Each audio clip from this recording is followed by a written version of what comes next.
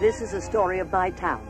There's no town like it on the face of the earth, because its business is make-believe.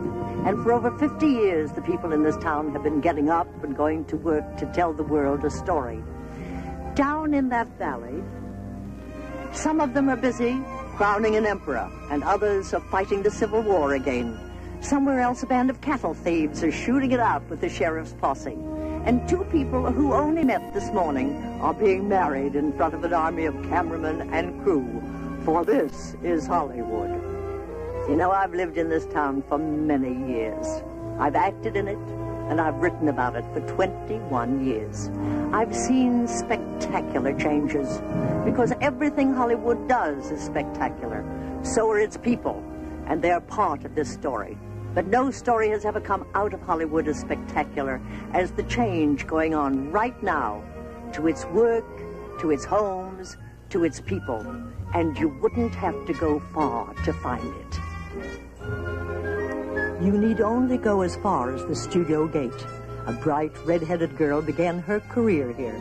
She married a Cuban. Later, they were fired, but they returned to buy the studio and change its name to Desilu. Jerry, you better rehearse Georgine in that first number right away. I'll see you inside. Well, hello there. Oh, these are some of the actors from our little theater group. Kids? See, we're doing another review in here soon, right here in our little theater. I think you better get in and get to rehearsing. Right. I'll be right in.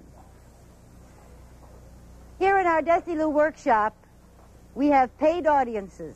As I feel, a paying audience is a more demanding audience. It's a very little theater, but I think it's better for the kids to have a paid audience. You see, I got my first start here on this theater when the studio belonged to RKO, and Ginger Rogers' mother was our coach. And I never forgot how helpful it was to me. So when Desi and I took over the studio, Desi gave me permission to reactivate the little theater. And our first presentation was the Desilu Review, and we're all very grateful for the way it was received. And right now I have to go to stage 9, where they're shooting The Untouchables. A boy by the name of Nick Giorgiotti is a regular in that series. And he belongs to our group. And I also want to go to stage 3, where Ann Southern is rehearsing, because I'm trying to talk her into using a couple from our group. And then I have to check on some costumes at wardrobe. So if you'll excuse me. Or you might drop in on another stage and talk to a very charming young man who's an actor, director, manager. Bob Cummings. Well, I guess you might call me an actor, director, manager. But there was a time when I was told that I wasn't even an actor.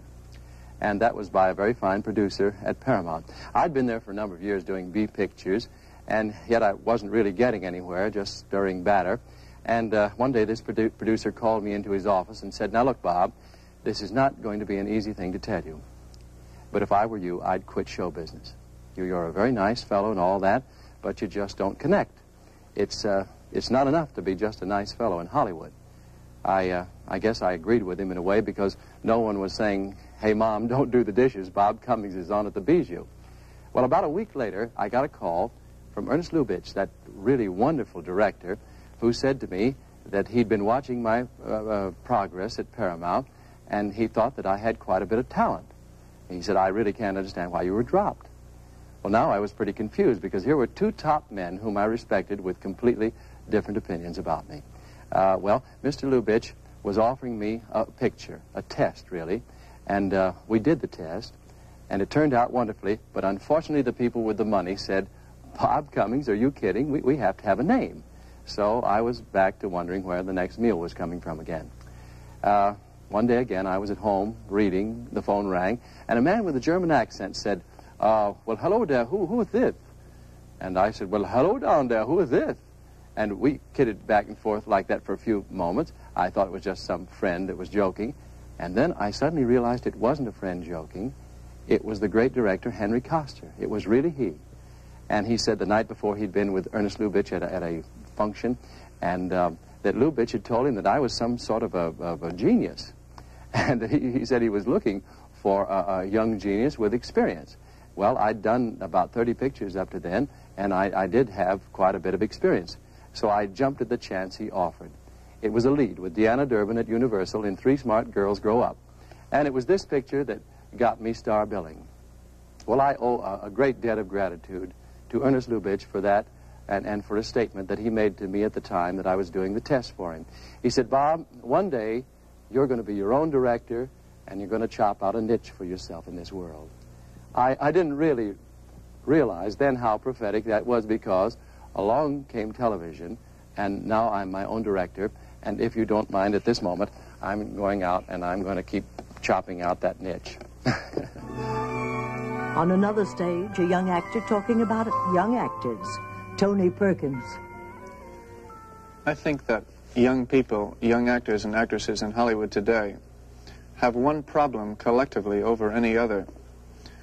And that is that while on one hand, national magazines, picture exhibitors, the movie-going public, actually everyone that's interested or involved with the industry at all, while all these people continually clamor for unique new personalities, young stars with some sense of style and difference, still, when young performers out here attempt, even unconsciously, to individualize themselves, either by their conduct or in their performances, they're instantly put down by Hollywood the critic as being eccentric and difficult, ungrateful publicity seekers, to such an extent that with seemingly so much at stake where a picture career is concerned, that it takes a tremendous amount of courage and nerve to say, well, this is the way I feel about things, and this is what I believe and think, and this is the way I'm going to behave. But behind all truth is makeup, and the makeup men. Here are four famous ones, the Westmore brothers. I'm Perce. I created the makeup for Paul Muni and Emile Zola, and also had the privilege of shaving Betty Davis's head for Queen Elizabeth. I'm Bud. I made Ann Blythe into a mermaid and Jimmy Cagney into a man of 1,000 faces. I'm Wally, and I aged Barbara Stanwyck into a 100-year-old woman. And I'm Frank. I put hair on Yul Brynner. Walk on any lot and you'll find a Westmore. Also a cowboy. About 10 years ago, Hopalong Cassidy rode into the American living room and created a new type of bronco buster, the TV cowboy. Hi, I'm Jody McCrae, and I just rode over from Wichita town where I'm working with my dad. You know, making TV westerns is quite a bit different from big feature pictures.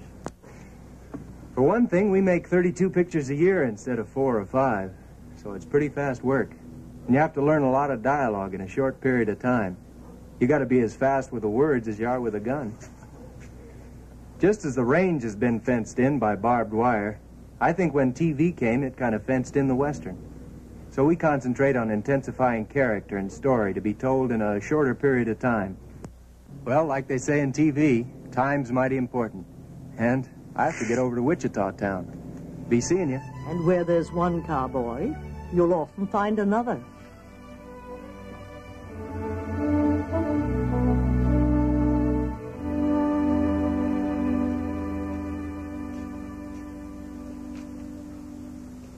Hi. These young bucks like Jody seem to be riding the television range in the good old tradition of the Westerns. And the Western is something I know a little bit about. In fact, about 1/5 of the pictures I've made have been Western. My very first talking picture was The Virginian. Back in the early days, we used to wonder when the Western story material would peter out. Seems like it never will, so we go on making them. Of course, I like to vary my work and do other kinds of roles. One of the things I was proud of playing was the role of Lou Gehrig in The Pride of the Yankees and Sergeant York. And I like the comedies that I did for Lubitsch. And, of course, Mr. Deeds Goes to Town. And, of course, High Noon, another Western. Well, I always seem to get back to them, and that's what I like to do every year or so. I like getting back into the old 10-gallon hat. Yep. Gary Cooper's name is synonymous with Westerns. One of the best he made was The Plainsman. It was directed by Cecil DeMille, whose pictures were an era in themselves. They were tradition. And here in his library today, the tradition is kept alive. He worked in this room. While sitting in that chair, he planned the dividing of the Red Sea. And at night, after directing at the studio all day, he sat in this chair to watch the newly filmed scenes run off.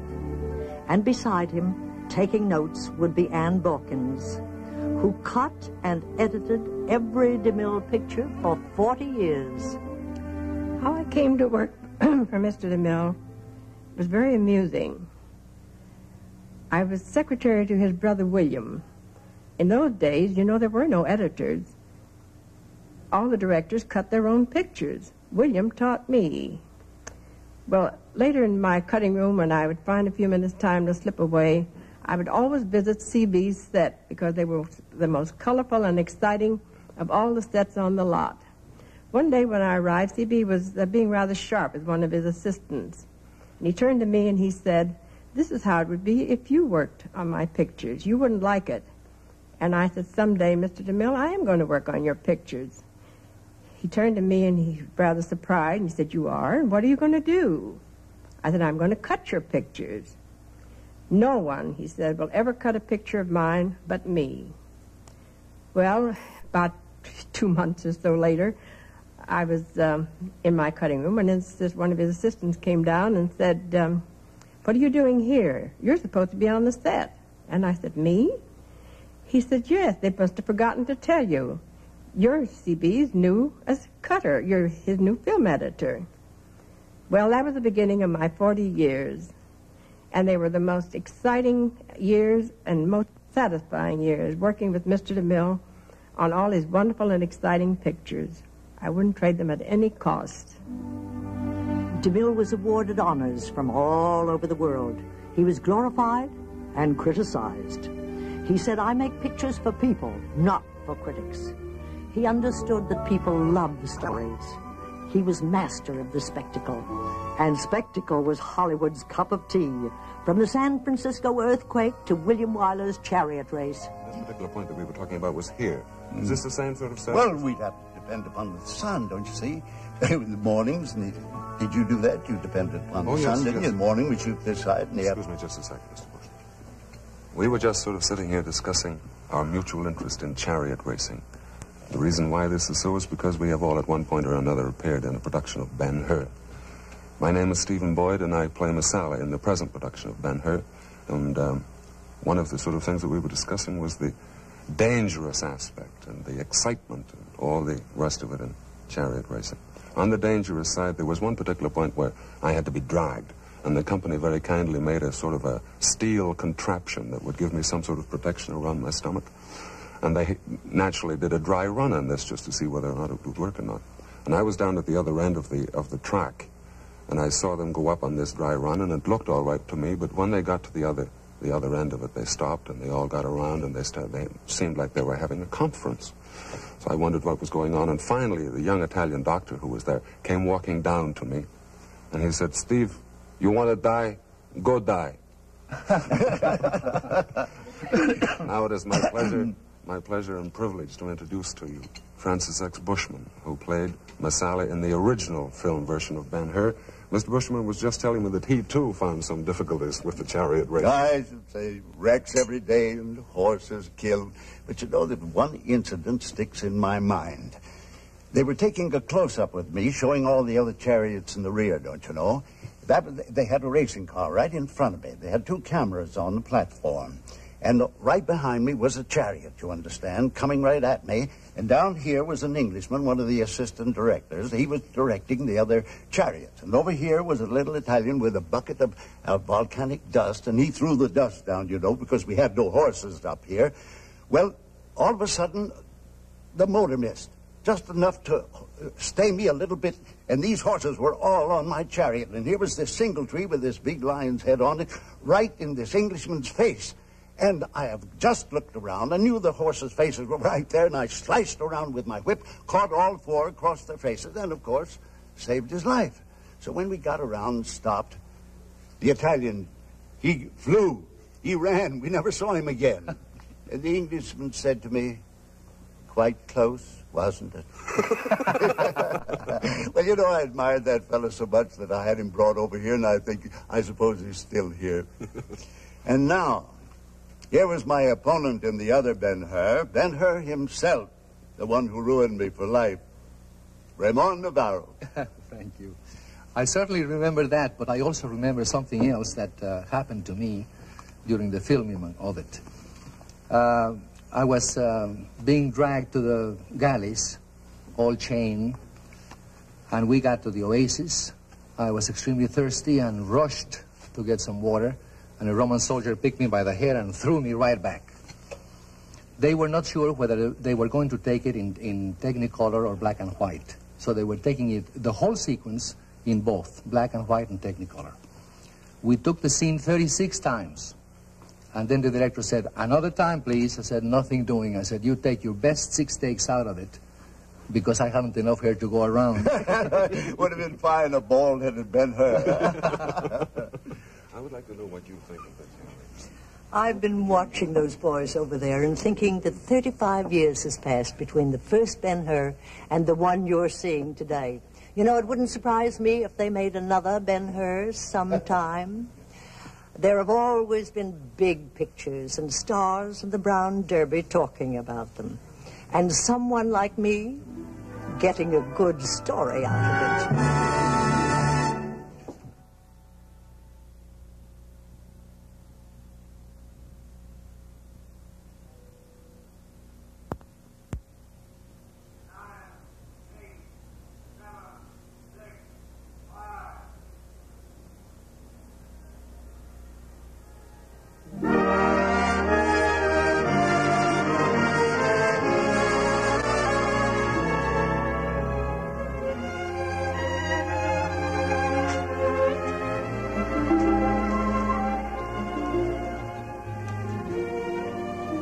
You know, every morning when I go to work, I thank the good Lord I'm still alive.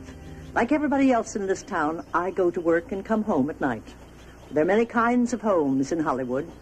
This is mine. I bought it 17 years ago. Oh, and I love it. I hope to go on living in it for the rest of my life. Yes, this town is famous for its homes, homes of every kind. But whether you live in a 30-room mansion with imported Italian marble or a simple little ranch house, the family life goes on just the same. There was a time when you kept your children out of sight, since it was considered unglamorous for a star to be a parent just like anybody else. But nowadays, on any fine Sunday afternoon, you can see a family like the Jimmy Stewarts leaving their house to visit friends. And it doesn't seem to be unusual or unglamorous anymore to have a family. What do you think, Jimmy? Or you might go visiting another family in Beverly Hills. For my dame, one for the little boy who lives in the lane. And the little boy's name is Christopher, who gets some ice cream because he's such a good little boy. And find Hope Lang and Don Murray entertaining their children with a puppet show. There's somebody watching us. What? Somebody watching us? Where? There. Oh, hello. Well, I had no idea. I want you to meet some friends of ours. Come here, Chris. I want you to meet somebody. This is Christopher. That's our son. And this is our daughter, Patricia. Now, what is your name? Which? This one? My name is B.J. Sturdley, the retired Indian. Oh, yes. I'm not really an Indian, though. I'm actually a nuclear physicist. But I think every man should think for himself. Anyway, this is Pittsburgh, the pirate. We got the idea of doing puppet shows for the children from when I was in Germany. That's what he thinks about puppet shows. Over there, they do what they call Casper plays, and they entertain their own children instead of depending so much for outside entertainment. And it's very nice because it gives you sort of a thing to do together in the house when the children are too young for organized sports. So we picked up the idea, and we've been doing puppet shows for our kids. Kids get a little bored with it at times, but Don and I manage to have fun. That's the truth. But you're such a ham. Jokes, so you better leave those to me. We've got to go have some Hey, ice let's cream. have ice cream. Come on, Chris, we're going to have some ice cream. Come on, Christopher, we're going to get some ice cream. Okay, now say goodbye, everybody. Goodbye. Goodbye. Bye-bye. Today, stars like Hope and Don Murray live in homes like this. But it wasn't always that way. If you'd lived here in the 20s, you might have been invited to a home like this.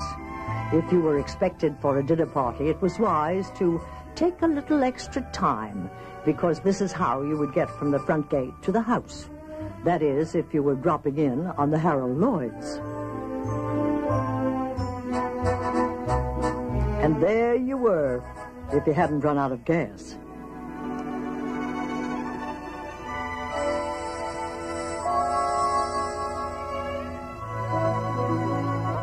Why, in 1926, it took 12 gardeners to keep this looking like Versailles and look after the other 23 acres. But I wouldn't dare tell you how few servants they have now. But they keep the fountains playing in the cypress gardens.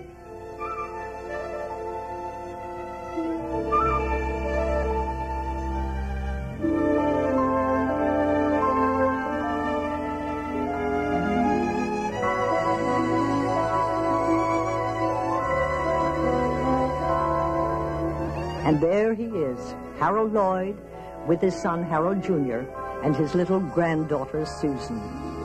You know, a few years ago, a bunch of us gave a giant benefit here and raised $69,000 in 2 hours for the nursery school for visually handicapped children. Oh, I remember many fabulous luncheon parties here by the pool with people like Mary Pickford, Douglas Fairbanks, Bebe Daniels, Valentino. Some of them are gone, but their voices and their laughter often seem to linger on in the ripples of this pool.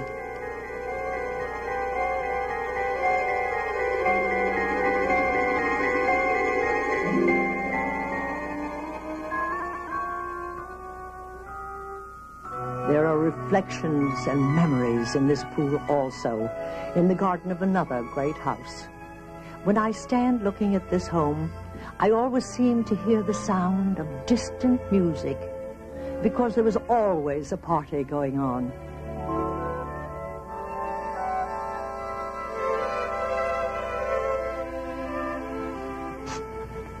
And you know, there was a time in this town when if you hadn't made it socially unless you'd had an invitation to the home of Miss Marion Davies.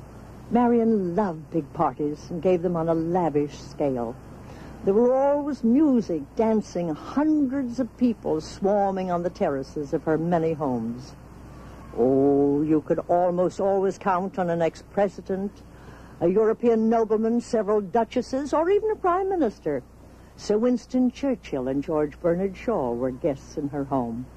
But to this day, no matter who you are, you'll always get a gracious welcome from a great lady who has always been overly generous and really quite shy, Miss Marion Davies.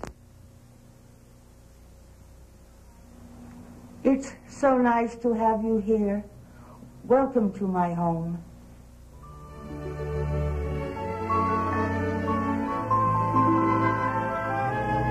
Yes, there are still many great houses that belong to the glorious gilded days before income tax.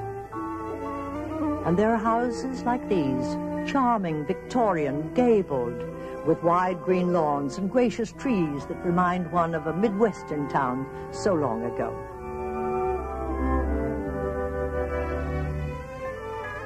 And in this one, Judy Garland lived.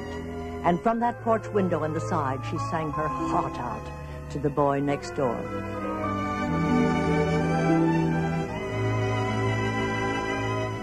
But if you follow this pretty street as it winds down to the corner, you will realize that these are houses where nobody ever really lived.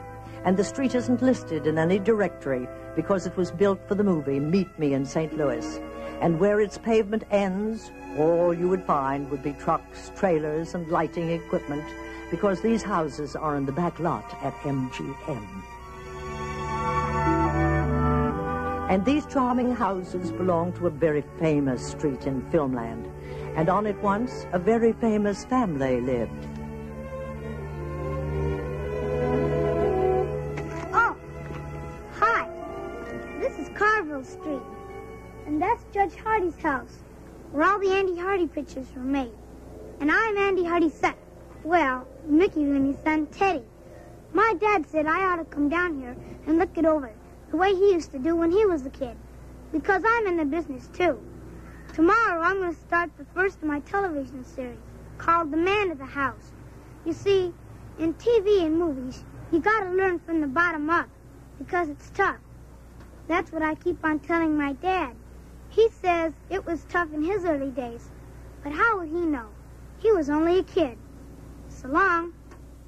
Out in the back lots, they have built whole towns like this. Why, they even burned Atlanta for General Sherman. Anything a movie requires can be reproduced. Jungles, forests. Tell them what you want and they'll make it. Ships that never sail. Trains that never leave. Churches. Inns. Palaces. Tenements. And even opera houses.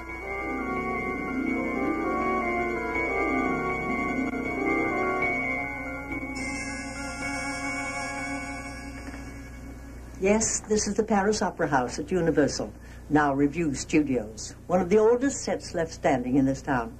They built this in 1925, oh, long before my time, for Lon Chaney's classic Phantom of the Opera, the silent version.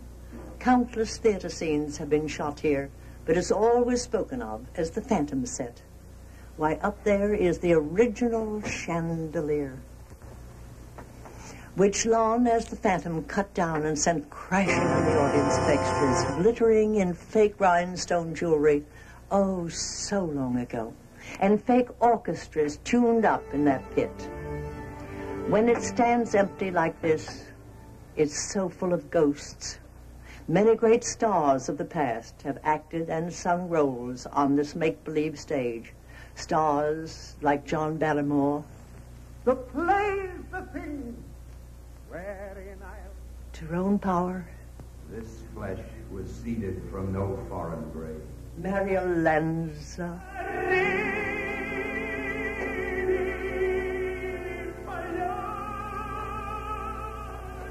Miss Hopper, excuse me. Why, John Cassavetes, what are you doing here? Well, I'm so sorry to interrupt your reverie, but we need the set.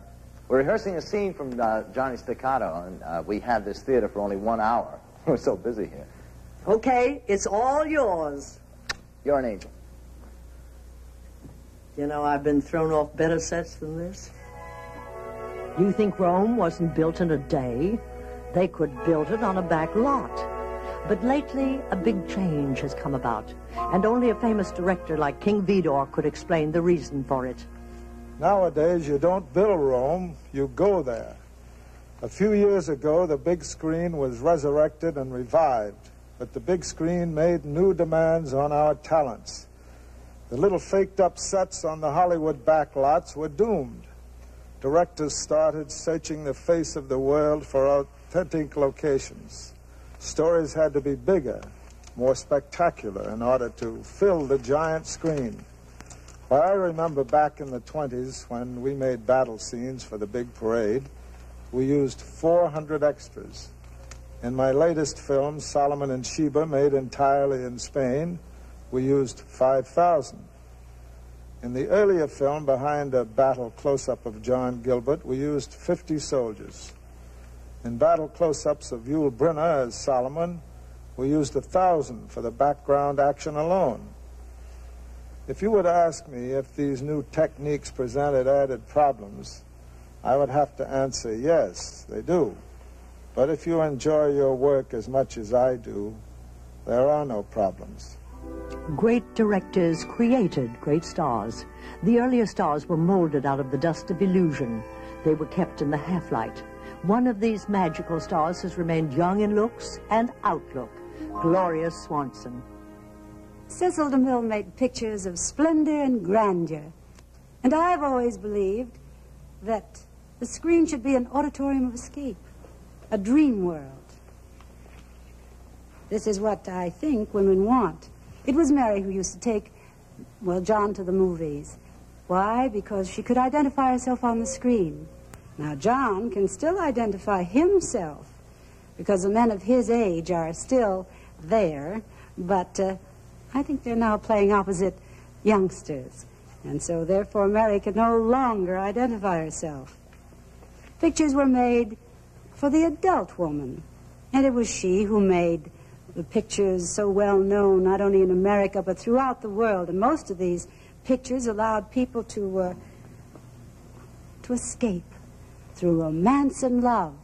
And I have a hunch that romance and love are not dead. At least, I want to think so. Today they start as young as Gloria did, but their attitude is different. It could be the attitude of a star like, say, Debbie Reynolds. Hello. When anyone talks about escape, all I can think about is escaping from this dressing room. I've been in one for so long that I don't even know what's going on in the outside world. You know, when I first started in show business, I started in musicals. And I was very fortunate to be able to work with the great masters like Gene Kelly and Fred Astaire, who taught me the fundamentals. Nowadays, young people aren't that fortunate. But I was very lucky. I really think it's the greatest business in the whole world. At least it is for me. It's made me very happy. You know, for the past 2 years, I've been working like mad. And in fact, this last year, I made 5 pictures, and next month I'm starting another one. And then I'm going to do my first musical television show. And, you know, I'm tired just thinking about it. I think what I really need is a vacation. Does anybody out there have a spare room? You do? Miami? Don't go away. I'll be right there. Today it's all done in more of a hurry, and you would only have to stand at a studio gate early one morning and see how a young starlet arrives at a studio, very often driving something that looks like a beetle into the parking lot and dressed informally like Venetia Stevenson. And that's how they do it today.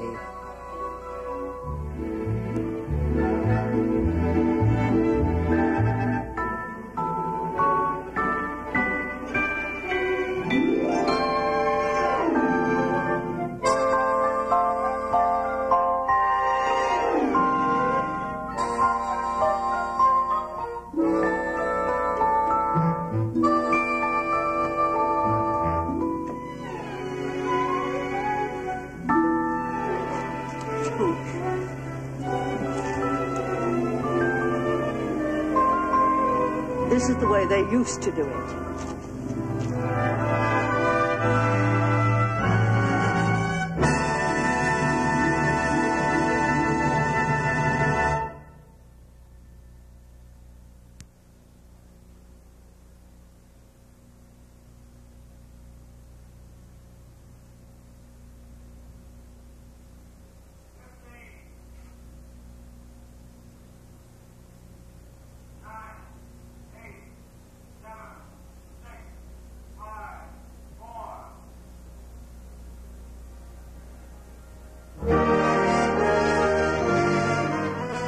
Come to my town from all over the world, and their faces tell more of the story of Hollywood than 1,000 words.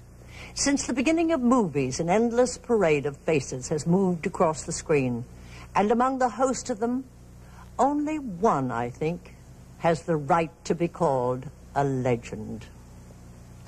The tall Swedish girl whom MGM hired for $250 a week after changing her name from Gustafsson to Garbo. And that's the way she looked when she first arrived. Then she went on to become Anna Karenina, Mata Hari, Queen Christina, and the great Camille. You know, it was a stroke of good fortune to get into a Garbo picture, and I finally made it. I played her sister in As You Desire Me, and for a brief time, she dropped her shyness, and I found behind the legend the person. Warm, charming, intelligent. All the things I'd been told by the people who had worked with her. I'm William Daniels. I was Garbo's cameraman on 24 of her 26 pictures. Among all the stars I've photographed over the years, she was the most outstanding and certainly the most photogenic. We soon learned that her greatest beauty was her eyes, so we always used as many big close-ups as possible. Remember the final shot in Queen Christina? Also full figure shots to show her graceful movements. Most actors or actresses who worked with her for the first time came to the set rather in awe, but in no time had fallen in love with her because of her unselfishness. I had many opportunities over 15 years to see this. Since her last picture, I've met her several times, and she is still very beautiful. And I can only hope that one day soon she will decide to come back to the screen, because there's a whole new generation who have never seen her.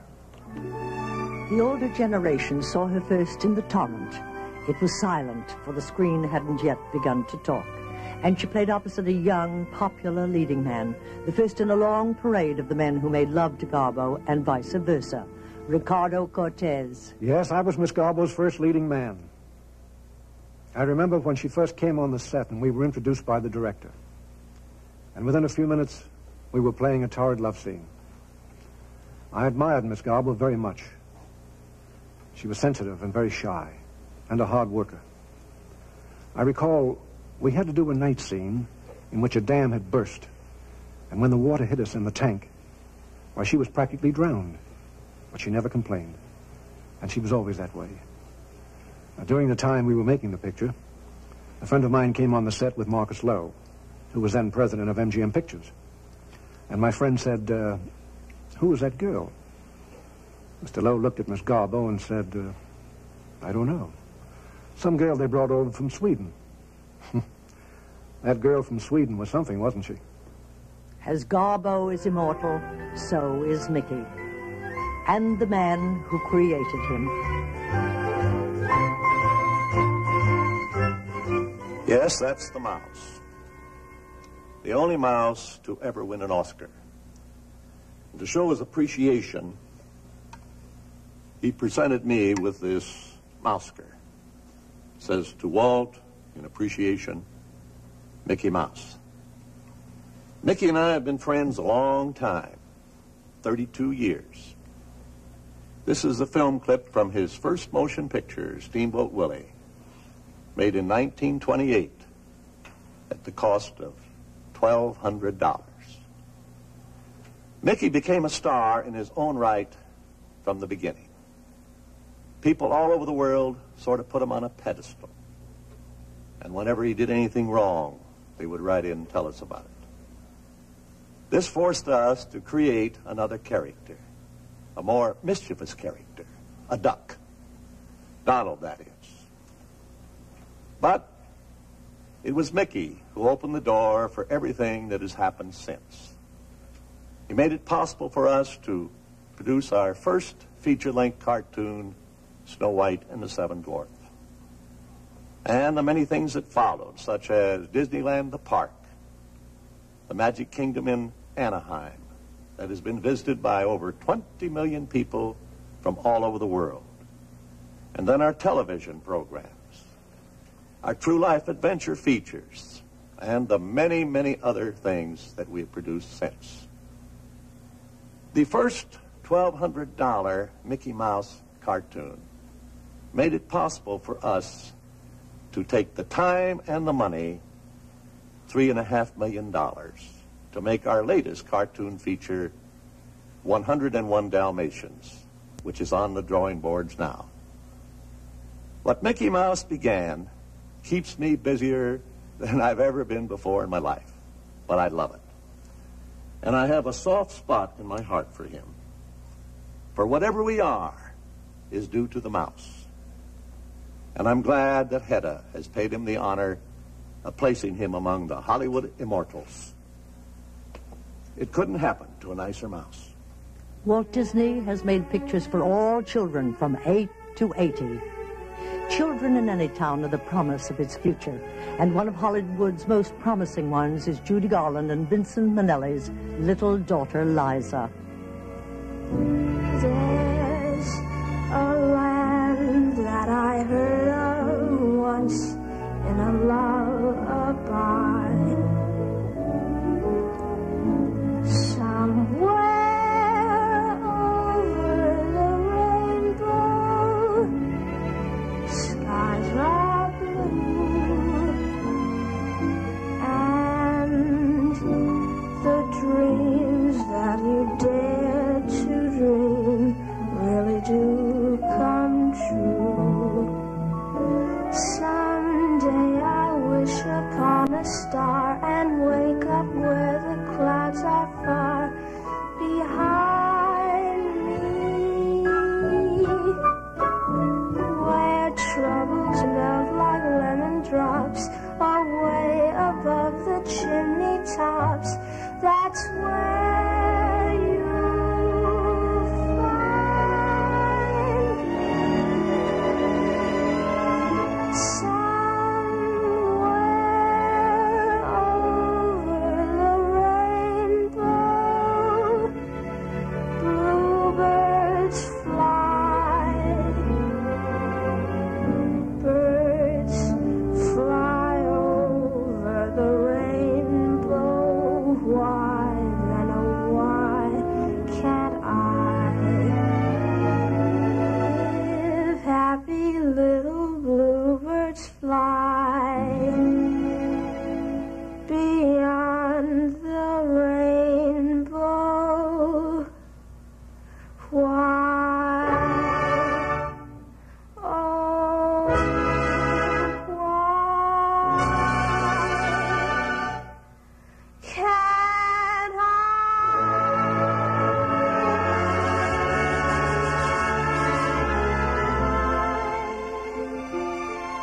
The young and hopeful come to my town from all over the world to be discovered. 1 in 1,000 makes it, and only 1 in 20,000 ever gets to meet a gentleman named Oscar. And this is the very first Oscar ever presented to a leading lady. The lady who had the honor of winning this Academy Award, a first lady in many ways, is Janet Gaynor. I often think that back in 1928, I wasn't fully aware of the honor that was being paid me, because after all, it was the first presentation. The Academy of Motion Picture Arts and Sciences had only been formed that year for recognition of work in the industry. And I think it was so remarkable that I was chosen because I was a newcomer. I received this award as Best Actress for 3 pictures which I'd made one right after the other. Seventh Heaven, Sunrise, and Street Angel. And they were my first leading roles. So I think it was unique for that reason, too, because ever since then, it's only been given for 1 performance. The late Emo Jannings received the first award for 3 performances, too. And I remember the presentation took place in the Hollywood Roosevelt Hotel without the aid of television. And since then, this statue has been multiplied into the hundreds and has come to stand for the highest tribute that can be paid to anyone in motion pictures. But I like to think of this one as being rather special.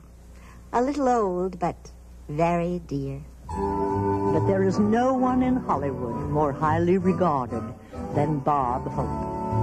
Oh, hello there.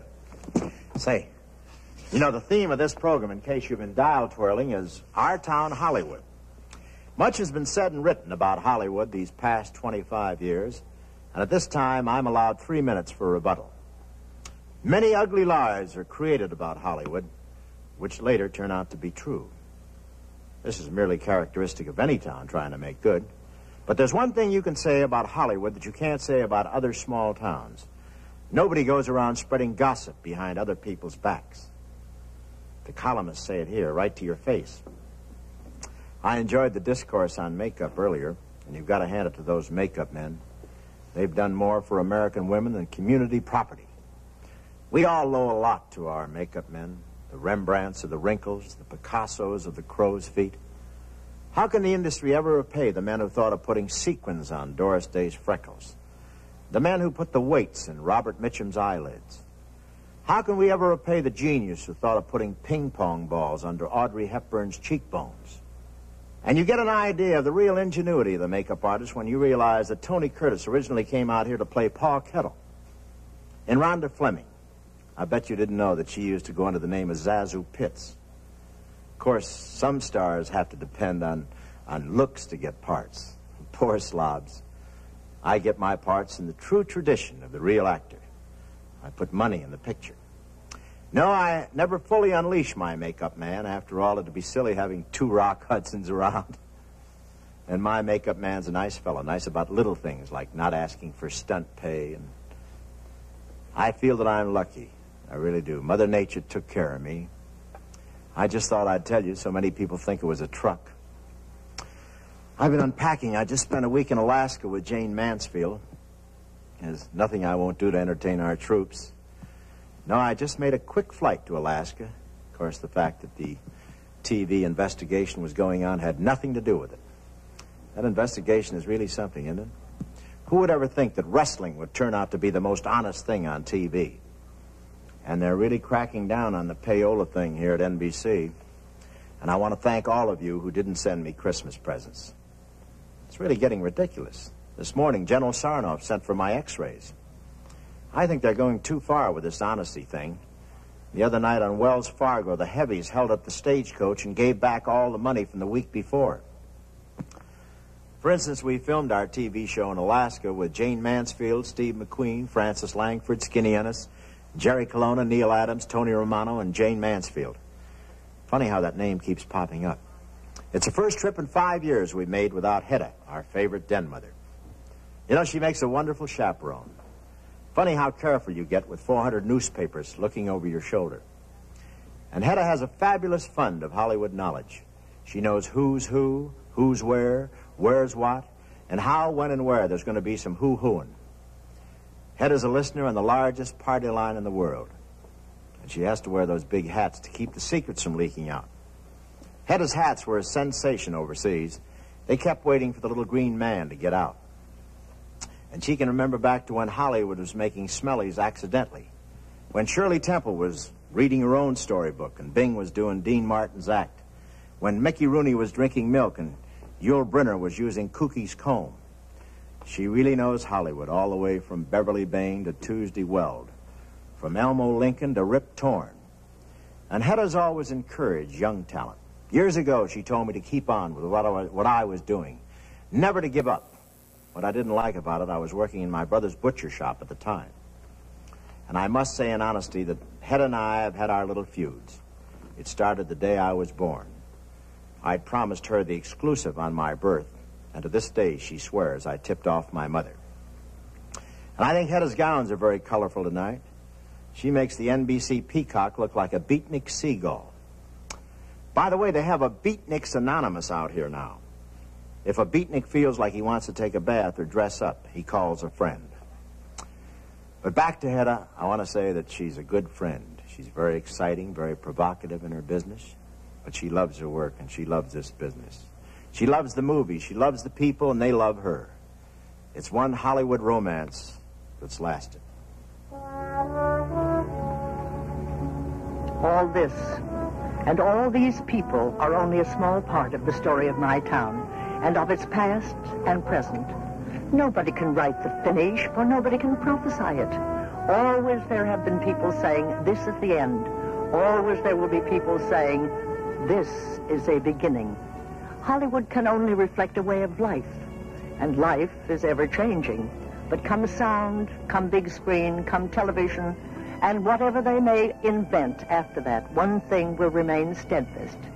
The desire of people to tell a story that is the dream of which my town was built.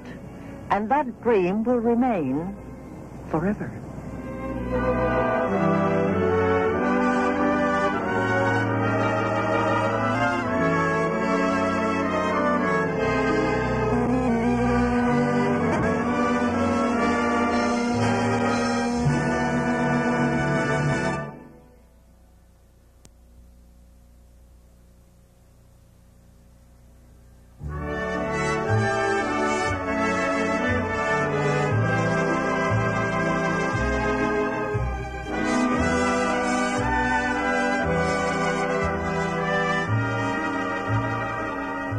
Bob Hope's appearance through the courtesy of Buick. Speaking for Rexall, Barbara Young. Miss Young's Gowns by Wayne Fuller. This has been a Talent Associates production from Hollywood.